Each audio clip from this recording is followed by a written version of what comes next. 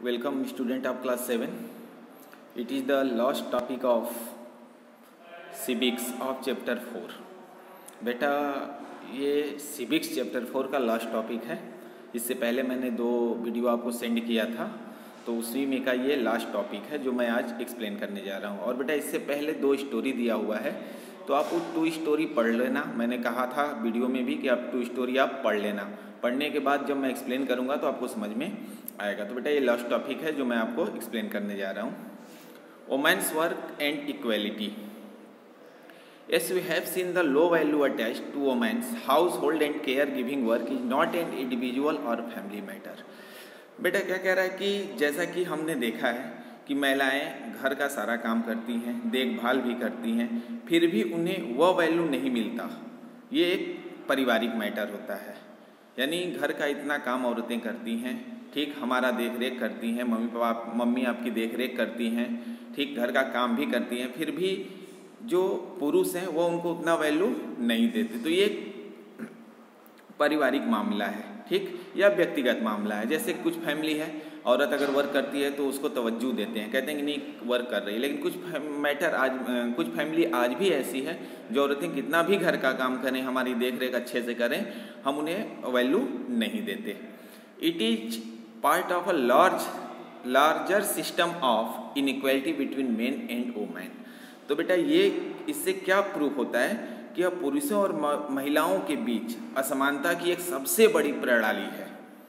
यानी यह जो वैल्यू उनको नहीं मिलता है वह पुरुष और महिलाओं में क्या करती है, असमानता दिखाती है। और यह महिलाओं के लिए सबसे बड़ी प्रणाली है, जिससे ये पता चलता है कि महिलाएं और पुरुषों में आज भी क्या है, अंतर है, समानता नहीं है, इक्वलिटी नहीं है।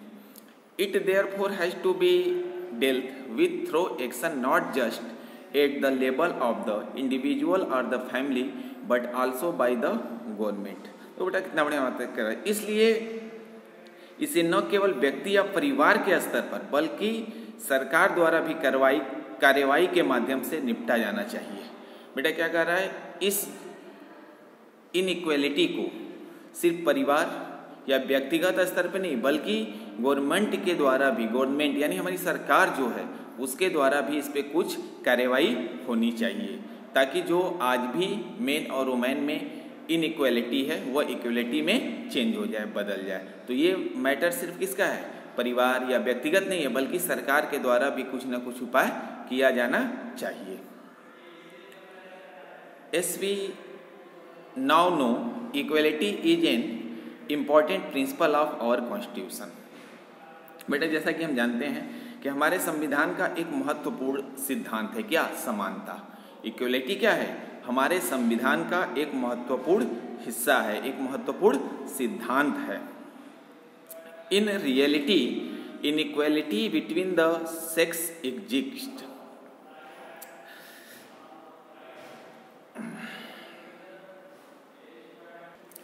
तो कितना बढ़िया बात दिया। In reality inequality between the sex exist, the government is therefore committed to understanding the reasons for this and taking positive step to remedy the situation। क्या कह रहा है बेटा कि जैसा कि अभी मैंने बताया कि समानता हमारे संविधान का एक महत्वपूर्ण सिद्धांत है। तो संविधान क्या कहता है कि पुरुष और महिला होने के कारण उनमें इनइक्वालिटी नहीं होनी चाहिए, उनमें कोई भेदभाव नहीं होनी चाहिए। नहीं कि पुरुष है या महिला है, यानी लिंग के अनुसार उनमें कोई भेदभाव नहीं होना चाहिए।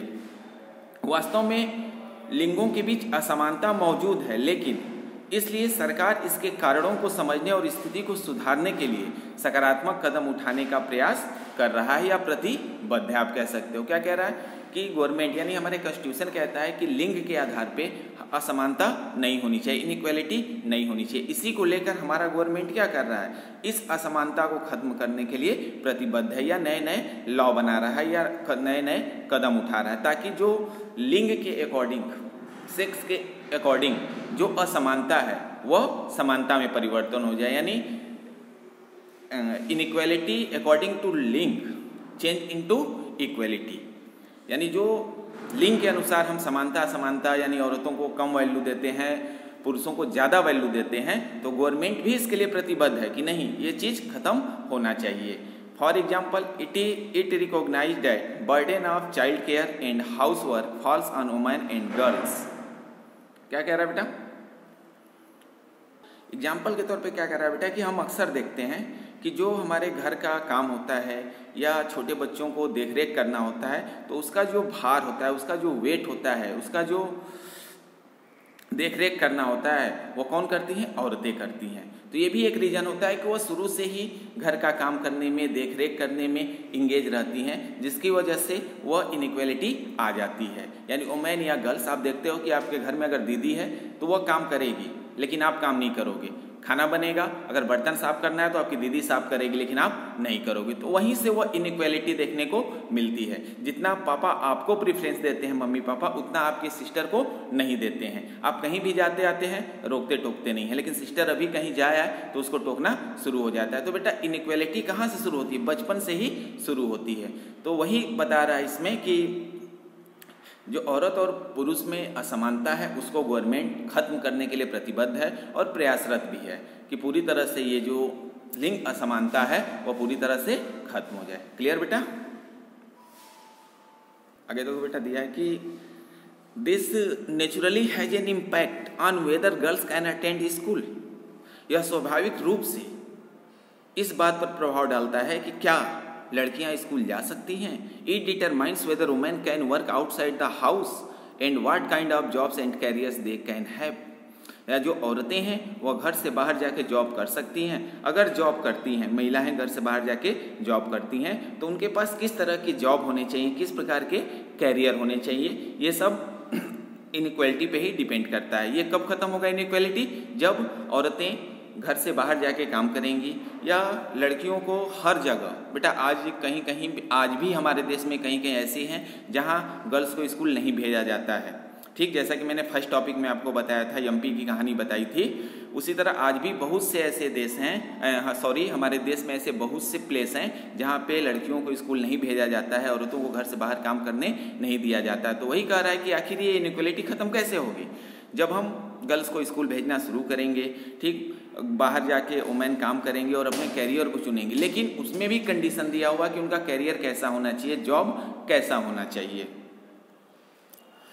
The government has passed law that make, sorry बेटा ऊपर है, the government has set up anganwadi और child care centre in several village in the country. बेटा क्या कह रहा है? इसको इनइक्वालिटी को खत्म करने के लिए गवर्नमेंट ने क्या किया है? आंगनबाड़ी या बाल देखभाल केंद्र स्थापित किए हैं। देश के बहुत से ऐसे गांव हैं, ऐसे राज्य हैं, उस राज्य के ऐसे बहुत से गांव हैं जहां गवर्नमेंट ने इस इनइक्वालिटी को ख़त्म करने के लिए आंगनबाड़ी, जैसे हमारे यहाँ भी बेटा आंगनबाड़ी है, आप सुनते हो कि आंगनबाड़ी में काम करती हैं। तो आंगनबाड़ी में काम करने वाली औरतें क्या करती हैं? प्रोत्साहित करती हैं घर घर जाके कि नहीं, आप अपने बच्चों को भेजिए, वो गर्ल्स हो या बॉय हो, उनसे काम कराइए, ये करिए वो करिए, ठीक। और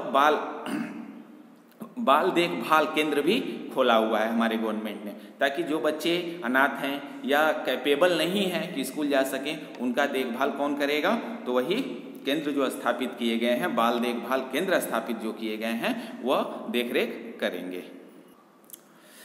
बेटा आगे देखो, the government has passed law that make it mandatory for organisation that have more than 30 women employees to provide creche faculties. बेटा क्रेच मीन्स होता है शिशु सदन। तो गवर्नमेंट ने एक लॉ पास किया, हमारी सरकार ने एक लॉ पास किया कि जो लोग ऐसे संगठन चलाते हैं जिसमें शिशुओं की देखरेख की जाती है, यानी शिशु सदन है यानी क्रेच है, उसमें जो भी वर्कर होंगे उसमें 30% वुमेन होंगी। गवर्नमेंट ने कैसा लॉ पास किया? सिर्फ औरतों को इक्वलिटी दिलाने के लिए, इक्वलिटी में लाने के लिए हमारे गवर्नमेंट ने एक लॉ पास किया और कहा कि जो क्रेच संगठन को चलाते हैं वह अपने एम्प्लॉय के रूप में 30% वुमेन को रखेंगे, ताकि वुमेन क्या हो सके? इक्वलिटी में आ सके, उनको भी इक्वलिटी की नज़र से देखा जा सके। क्लियर बेटा? The provision of creche help many women to take up employment outside the home. बेटा जो क्रेच की सुविधा हुई उसने औरतों को बाहर जाके काम करने के लिए प्रोत्साहित किया और उन्हें जॉब दिलाने का प्रयास किया, यानी आउटसाइड में औरतों को जॉब के लिए भी उसने क्या किया? प्रोत्साहित किया ताकि औरतें बाहर जाएं। कौन किया? गवर्नमेंट ने जब लॉ लगाया कि नहीं, जो क्रेच है यानी जो शिशु सदन है उसमें 30% एम्प्लॉय फीमेल होंगी यानी वोमेन होंगी, तो वोमेन को क्या हुआ, बाहर जाके काम करने का साधन मिला, प्रावधान हुआ, रोजगार मिला, यानी वो बाहर जाके आराम से उसमें काम कर सकती हैं। क्लियर बेटा? It also make it possible for more girls to attend school. फिर बेटा क्या कर रहा है, यह अधिक लड़कियों के लिए स्कूलों में भाग लेने के लिए भी संभव बनाता है। और इस तरह बेटा जब औरतें बाहर जाना शुरू करेंगी, काम करना शुरू करेंगी, तो वो अपने लड़कियों को भी घर में नहीं रखेंगी। जब वो बाहर जा रही तो उनके दिमाग में आएगा कि नहीं, लड़कियों को भी पढ़ाना चाहिए, लड़कियां भी कल कुछ कर सकती हैं, यानी लड़कियां किसी भी मैटर में लड़कों से कम नहीं है। तो बेटा देखो, जो इनइक्वालिटी है लिंग को लेके, यानी मेल और फीमेल यानी पुरुष और औरत में जो इनइक्वालिटी है उसको इक्वल करने के लिए गवर्नमेंट भी प्रयास करता है, तो हमें भी प्रयास करना चाहिए और गर्ल्स को भी पुरुषों की अपेक्षा इक्वलिटी देनी चाहिए। ये नहीं कि